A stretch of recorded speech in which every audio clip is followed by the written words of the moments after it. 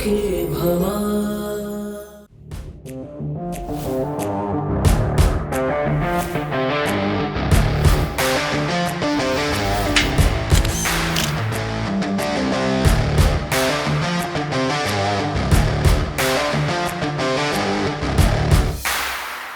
ಎಲ್ರಿಗೂ ನಮಸ್ಕಾರ. ಅನ್ನದಾತ ಸುಖೀಭವ ಕಾರ್ಯಕ್ರಮದ ಸಮಸ್ತ ವೀಕ್ಷಕರಿಗೆ ಹೊಸ ವರ್ಷದ ಹಾರ್ದಿಕ ಶುಭಾಶಯಗಳು.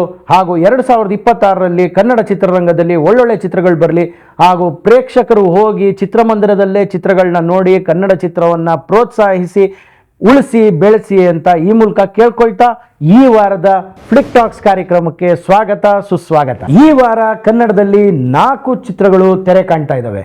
ಬನ್ನಿ ಅವು ಯಾವ್ಯಾವು ಅಂತ ನೋಡೋಣ. ಜೈ ಚಾಮುಂಡೇಶ್ವರಿ ಪ್ರೊಡಕ್ಷನ್ ಬ್ಯಾನರ್ ನಡಿ ನಿರ್ಮಾಣಗೊಂಡಿರುವ ತೀರ್ಥರೂಪ ತಂದೆಯವರಿಗೆ ಎನ್ನುವ ಚಿತ್ರ ಬಿಡುಗಡೆಯಾಗಿದೆ. ಇದರ ನಿರ್ದೇಶನದ ಜವಾಬ್ದಾರಿಯನ್ನು ರಾಮೇನಹಳ್ಳಿ ಜಗನ್ನಾಥ್ ಅವರು ಹೊತ್ಕೊಂಡಿದ್ದಾರೆ ಮತ್ತು ಇದರಲ್ಲಿ ನಿಹಾರ್ ಮುಕೇಶ್ ಹಾಗೂ ರಚನಾ ಇಂದರ್ ಅವರು ಮುಖ್ಯ ಭೂಮಿಕೆಯಲ್ಲಿ ಕಾಣಿಸ್ಕೊತಾ ಇದ್ದಾರೆ. ಜೈರಾಮ್ ಕ್ರಿಯೇಷನ್ಸ್ ಅಡಿ ನಿರ್ಮಾಣಗೊಂಡಿರುವ ಶಿವಲೀಲಾ ಅನ್ನೋ ಚಿತ್ರ ಬಿಡುಗಡೆಯಾಗಿದೆ. ಇದರ ಮುಖ್ಯ ಭೂಮಿಕೆಯಲ್ಲಿ ದಿವಾಕರ್ ಅವರು ಕಾಣಿಸ್ಕೊತಾ ಇದ್ದಾರೆ ಮತ್ತು ಇದರ ನಿರ್ದೇಶನ ಮತ್ತು ನಿರ್ಮಾಣದ ಜವಾಬ್ದಾರಿಯನ್ನು ಅಶೋಕ್ ಜೈರಾಮ್ ಅವರು ಹೊತ್ಕೊಂಡಿದ್ದಾರೆ. ಇದು ಮಂಗಳಮುಖಿಯರ ದಿನನಿತ್ಯದ ಸುತ್ತಮುತ್ತ ನಡೆಯುವಂಥ ಕತೆ ಆಧಾರಿತವಾಗಿರುವಂಥ ಚಿತ್ರವಾಗಿದೆ. ಈ ವಾರ ಜಗನ್ಮಾತೆ ಅಕ್ಕಮಹಾದೇವಿ ಎಂಬ ಚಿತ್ರ ಬಿಡುಗಡೆಯಾಗಿದೆ. ಇದರ ನಿರ್ದೇಶನ ಹಾಗೂ ನಿರ್ಮಾಣದ ಜವಾಬ್ದಾರಿಯನ್ನು ವಿಷ್ಣುಕಾಂತ್ ಅವರು ಹೊತ್ಕೊಂಡಿದ್ದಾರೆ ಮತ್ತು ಇದರಲ್ಲಿ ನಟನೆ ಮಾಡಿರೋರು ಬಹುತೇಕ ಹೊಸಬರೇ ಆಗಿದ್ದಾರೆ. ವಿನಾಯಕಯ್ಯ ಎಂಟರ್ಟೈನ್ಮೆಂಟ್ಸ್ ಬ್ಯಾನರ್ ನಡಿ ನಿರ್ಮಾಣಗೊಂಡಿರುವ ದಿ ಐಸ್ ಎಂಬ ಚಿತ್ರ ಬಿಡುಗಡೆಯಾಗಿದೆ. ಇದರ ನಿರ್ಮಾಣದ ಜವಾಬ್ದಾರಿಯನ್ನು ಮುರ್ರಂ ರೆಡ್ಡಿ ವೆಂಕಟೇಶ್ವರುಲು ಅವರು ಹೊತ್ಕೊಂಡಿದ್ದಾರೆ ಮತ್ತು ಇದರ ನಿರ್ದೇಶನದ ಜವಾಬ್ದಾರಿಯನ್ನು ಸುಬ್ಬು ಭಾರದ್ವಾಜ್ ಅವರು ಹೊತ್ಕೊಂಡಿದ್ದಾರೆ. ಇದರಲ್ಲಿ ಬಹುತೇಕ ಹೊಸಬರೇ ತಾರಾಗಣದಲ್ಲಿ ಕಾಣಿಸ್ಕೊತಾರೆ. ಈ ವಾರ 2ನೇ ವಾರಕ್ಕೆ ಹೆಜ್ಜೆ ಇಟ್ಟಿರುವಂಥ ಕನ್ನಡ ಸಿನಿಮಾಗಳು 45 ಹಾಗೂ ಮಾರ್ಕ್. 4ನೇ ವಾರಕ್ಕೆ ಹೆಜ್ಜೆ ಇಟ್ಟಿರುವಂಥ ಚಿತ್ರ the devil. Wink Works organisation ವತಿಯಿಂದ ಮಹಿಳಾ ಕ್ರೀಡಾ ಮಹೋತ್ಸವ ನಡೆಯಲಿದೆ. ಅದರ ಜವಾಬ್ದಾರಿಯನ್ನು ದಿವ್ಯಾ ಊರಡಗ, ನಿಖಿತಾ ಸ್ವಾಮಿ ಹಾಗೂ ಮಂಜುನಾಥ್ ರಾಧಾಕೃಷ್ಣ ಅವರು ಹೊತ್ಕೊಂಡಿದ್ದಾರೆ ಮತ್ತು ಅದರ ಉದ್ಘಾಟನೆಯನ್ನು ಉಪೇಂದ್ರ ಅವರು ಮಾಡಿಕೊಟ್ಟಿದ್ದಾರೆ. ಉತ್ತರ ಕರ್ನಾಟಕದ ಶೈಲಿಯಲ್ಲಿ ಒಂದು ಚಿತ್ರ ಬರ್ತಾ ಇದೆ. ಅದರ ಹೆಸರು ಸೂರ್ಯ ಅಂತ. ಅದರ ಬೆಳಗಾವಿ ಮೂಲದ ಬಸವರಾಜ್ ಬೆಣ್ಣೆ ಹಾಗೂ ರವಿ ಬೆಣ್ಣೆ ಅವರು ಅದರ ಪ್ರೊಡ್ಯೂಸರ್ಸ್ ಆಗಿದ್ದಾರೆ.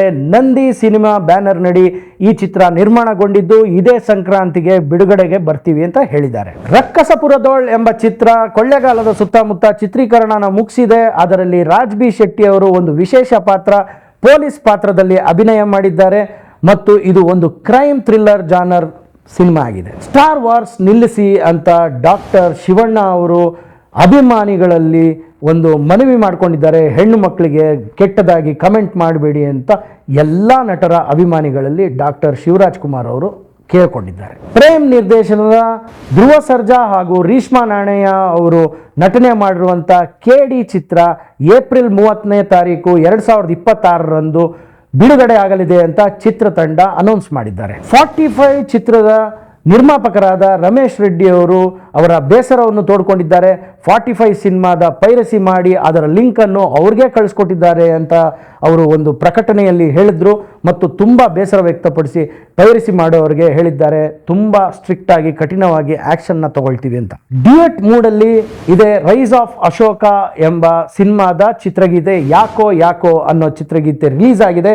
ಇದು 3 ಭಾಷೆಗಳಲ್ಲಿ ಕನ್ನಡ, ತಮಿಳು, ತೆಲುಗುಲ್ಲಿ ರಿಲೀಸ್ ಆಗಿದೆ. ವೇದ್ ಆರ್ಯನ್ ಫಿಲಮ್ಸ್ ಬ್ಯಾನರ್ ನಡಿ ನಿರ್ಮಾಣಗೊಂಡಿರೋ ಸುಖಿ ಭವ ಎಂಬ ಚಿತ್ರಕ್ಕೆ ಸಂತೋಷ್ ಹಾಗೂ ಭಾರ್ಗವಿ ಅವರು ನಿರ್ಮಾಪಕರಾಗಿದ್ದು ಇವರಿಗೆ ಶರಣ್ ಅವರು ಬೇಡ ಮಚ್ಚ ಎಂಬ ಒಂದು ಹಾಡು ಹಾಡುವ ಮೂಲಕ ಸಾಥ್ ನೀಡಿದ್ದಾರೆ. ಸ್ನೇಹಾಲಯ ಕ್ರಿಯೇಷನ್ಸ್ ಬ್ಯಾನರ್ ನಡಿ ನಿರ್ಮಾಣಗೊಳ್ಳುತ್ತಿರುವ ಚಂದ್ರಗಿರಿ ಎಂಬ ಚಿತ್ರಕ್ಕೆ ಶಿಲ್ಪಾ ಶ್ರೀನಿವಾಸ್ ಅವರು ನಿರ್ಮಾಪಕರಾಗಿದ್ದು ರವಿ ಅವರು ನಿರ್ದೇಶನ ಮಾಡ್ತಾ ಇದ್ದಾರೆ. ಇದು ಜನವರಿಯಲ್ಲಿ ಮುಹೂರ್ತ ನಡೆಯಲಿದೆ. ಇದರಲ್ಲಿ ಡೈನಮಿಕ್ ಸ್ಟಾರ್ ದೇವರಾಜ್ ಅವರು ಒಂದು ವಿಶೇಷ ಪಾತ್ರವನ್ನು ಮಾಡ್ತಾ ಇದ್ದಾರೆ. ಇದು ಕ್ರೈಮ್ ಥ್ರಿಲ್ಲರ್ ಜಾನರ್ನ ಮೂವಿ. 666 ಆಪರೇಷನ್ ಡ್ರೀಮ್ ಥಿಯೇಟರ್ ಎಂಬ ಚಿತ್ರದಲ್ಲಿ ಪ್ರಿಯಾಂಕಾ ಅರುಳ್ ಮೋಹನ್ ಅವರು 80ಸ್ನ ರೆಟ್ರೋ ಲುಕ್ ಅಲ್ಲಿ ಕಾಣಿಸ್ಕೊತಾ ಇದ್ದಾರೆ. ಟಾಕ್ಸಿಕ್ ಚಿತ್ರದಲ್ಲಿ ಹುಮಾ ಕುರೇಶಿ ಹಾಗೂ ನಯನತಾರಾ ಅವರ ಫಸ್ಟ್ ಲುಕ್ ನ ರಿಲೀಸ್ ಮಾಡಿದ್ದಾರೆ. ಇದು ಗಮನ ಸೆಳೆದಿದೆ. ಜನವರಿ ತಿಂಗಳಲ್ಲಿ ಕಲ್ಟ್ ಸಿನಿಮಾ ಬಿಡುಗಡೆಗೆ ರೆಡಿಯಾಗಿದೆ. ಆದರೆ ಆ ಕಲ್ಟ್ ತಂಡ ಏನ್ ಮಾಡಿದೆ ಅಂದ್ರೆ ಕರ್ನಾಟಕ ಕಲ್ಟ್ ಪ್ರವಾಸ ಎಂಬ ಒಂದು ಹೊಸ ಪ್ರಯತ್ನಕ್ಕೆ ಕೈ ಹಾಕಿದೆ. ಆದರೆ ಪ್ರಯತ್ನ ಹೊಸದು. ಆದರೆ ಇದರಲ್ಲಿ ಹಳೆ ರೀತಿಯಲ್ಲಿ ಹೇಗೆ ಪ್ರಚಾರ ಮಾಡ್ತಿದ್ರು ಹಾಗೆ ಡೋರ್ ಟು ಡೋರ್ ಹೋಗಿ ಕ್ಯಾಂಪೇನಿಂಗ್ ಮತ್ತು ಕಾಲೇಜ್ ಟು ಕಾಲೇಜ್ ಹೋಗಿ ಗ್ರೌಂಡಲ್ಲಿ ವಿದ್ಯಾರ್ಥಿಗಳನ್ನ ಸೇರಿಸಿ ಕ್ಯಾಂಪೇನ್ ಮಾಡೋ ಅಂತ ಒಂದು ಐಡಿಯಾನ ಹುಟ್ಟಾಕಿದ್ದಾರೆ. ಈ ಚಿತ್ರತಂಡಕ್ಕೆ ಒಳ್ಳೆಯದಾಗಲಿ. ಲೈಲಾ ಸ್ವೀಟ್ ಡ್ರೀಮ್ ಎಂಬ ಚಿತ್ರದಲ್ಲಿ ಚೈತ್ರ ಅವರು ಮುಖ್ಯ ಭೂಮಿಕೆಯಲ್ಲಿ ಆಕ್ಟ್ ಮಾಡಿದ್ದಾರೆ ಮತ್ತು MD ಪಲ್ಲವಿ ಅವರು ತಿರ್ಗಾ ಆಕ್ಟಿಂಗ್ನತ್ತ ಮುಖ ಮಾಡಿದ್ದಾರೆ.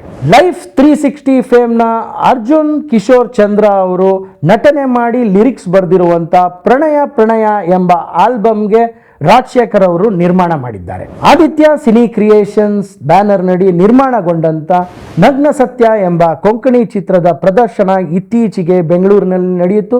ಅದಕ್ಕೆ ಮಾಧ್ಯಮದಿಂದ ತುಂಬ ಪ್ರಶಂಸೆ ಬಂದಿದೆ. ಅದರ ನಿರ್ದೇಶನದ ಜವಾಬ್ದಾರಿಯನ್ನು ರಮೇಶ್ ಕಾಮತ್ ಅವರು ಹೊತ್ಕೊಂಡಿದ್ದಾರೆ. ವಿಜಯ್ ರಾಘವೇಂದ್ರ ಅವರ ನಟನೆಯ ಶ್ರೀಮತಿ ಸಿಂಧೂರ ಎಂಬ ಚಿತ್ರದ ಶೂಟಿಂಗ್ ಮುಗಿದಿದೆ.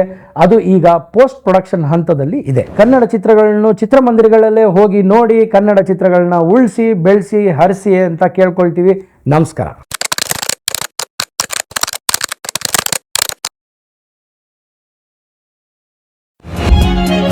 अन्नदाता सुखी भव.